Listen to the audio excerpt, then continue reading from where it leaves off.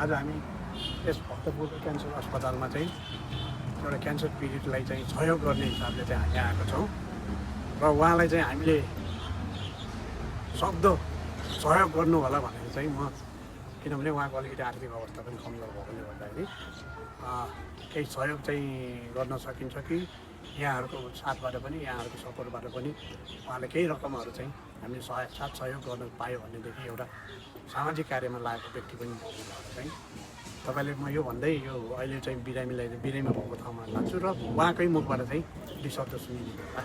धन्यवाद। अब हामी यहाँ हस्पिटलभित्र आइसकेका छौँ।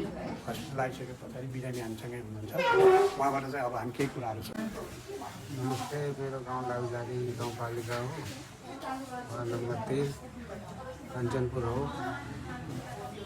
मेरो क्यान्सर त्यो मलदारको क्यान्सर हो।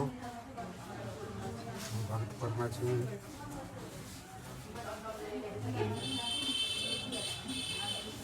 उहाँको अलिकति ल्याङ्ग्वेज पनि ब्यारियर छ। उहाँ चाहिँ सुदूरपश्चिमको हो होइन, अलिकति नेपाली चाहिँ राम्रोसँग स्पष्ट रूपमा नेपाली बोल्न सक्नु पनि हुन्न।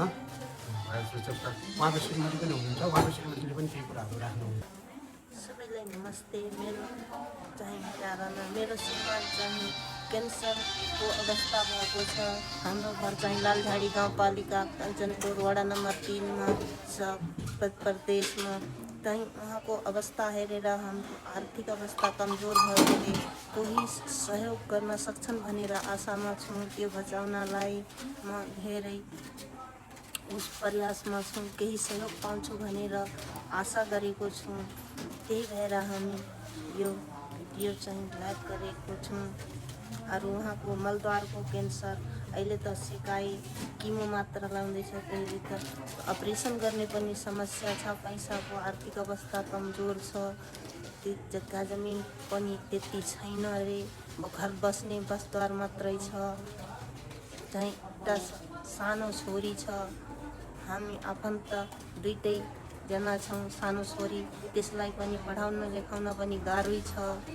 हामी घरबाट ल्याएको पैसा ऋण गाडेर त्यो पनि सिद्धियो। भैँसी बेचेको पैसा त्यो पनि सिद्धियो।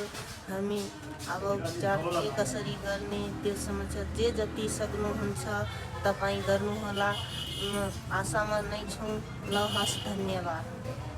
यहाँहरूले कुरा सुनिसक्नुभयो होला। बिरामीको पनि एउटा बिरामीको अब मेरो तपाईँहरू एउटा सानो के पनि